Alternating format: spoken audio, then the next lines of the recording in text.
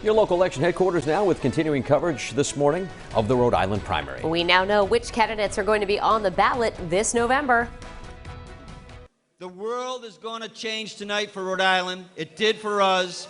And now we're going to take full advantage of it. Thank you so much. So there it is, Governor Dan McKee edging out Helena Foulkes and Nellie Gorbea in the Democratic primary for Rhode Island governor. Foulkes actually had more votes than McKee among those who had voted at the polls yesterday, but as you can see here, McKee had twice as many mail ballots and also led among those who had voted early. McKee will now face Republican Ashley Kalus in November. Kalus with a landslide win over her Republican challenger, Jonathan Riccatelli. And there were also two independents on the November ballot, Zachary Hurwitz and Paul Rihanna Jr. So we spoke with Kalus last night about the race moving forward. And what is really important is that we focus on making Rhode Island an affordable place to live, work, and raise a family and moving Rhode Island forward. But we are united as a party. We are ready to go into November.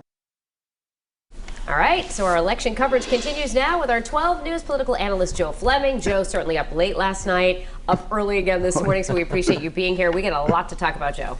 All right, let's start with the race for governor. I mean, it was close, yes, really close last night. About a 3,000 vote gap here separating Governor McKee here with Helena Foulkes. Are you surprised it was that close? Well, not really, because once the Channel 12 debate happened about a week and a half ago, Helena Foulkes really started to come on. Nellie Gorbea also had a lot of problems with her campaign towards the end, so that stopped her momentum. So I think Helena really took advantage of that. The problem that she had was simply a lot of people, 30,000 people had voted before her momentum started going. The mail ballots broke 2-1 for Dan McKee, and some of those people voted 3 weeks ago. Helena Foulkes' campaign really hadn't started moving then. So McKee benefited by Nellie Gorbea finished second on the mail ballots. Helena Foulkes finished third. So that was her big problem last night. All right, so Joe, if some of these mail-in ballots and the early voting occurred 2-3 weeks ago, do you think in any cases there was buyer's remorse among some of these McKee voters, or do you think it was the staunch people who supported him no matter what, even if they had waited until No, there's probably some people who said, gee, after I saw the debate and I saw the way she handled herself, I might have changed my mind. We don't know that. We're just speculating. Right. But I think if the debate was earlier, she probably would have done better in the mail ballots. All right, so let's get to this awkward moment last night when Governor McKee was on stage. We always like to use sports analogies. We both golf. Do you think Governor McKee would like a mulligan, a do-over, after not accepting that call last night from Helena Foulkes? Or is it just one of those heat-of-the-moment type of things, you know, the room, the energy that he's feeling with his people around him, thinking like, you know, this is, I don't have time for this? I think it was in the heat of the moment. However, I think if he took the call, it could have played really well for him. He could have been at the stage talking to her, and her conceding, and he could say to his supporters, look, she just conceded to me. It could have been a big plus for him if he played it different. Well, moments later, he was talking about unifying the Democratic Party, so that moment clearly not matching up with what he said moments later. I would think there's going to be a lot of work this week to try to unify the two of them, because he only received 1/3 of the vote. And in turns, he needs all that support to win the general election. All right, let's talk quickly about Helena Foulkes. So clearly made a good impression, especially in the last week or so with Democrats in this primary election. What do you think is next for her? Well, it's hard to tell at this point. She may keep all the options open. You know, there's congressional seats down the road. You don't know who's going to run, who's not going to run. You don't know who's going to win in CD2. I believe she lives in CD2, so that could be an option if the Republican wins there. 4 years from now, if she keeps herself involved, the governor's race could be another option once again. All right, let's talk about Ashley Kalus now, securing that Republican nomination. Obviously didn't have a big fight like McKee was engaged in on the Democratic side.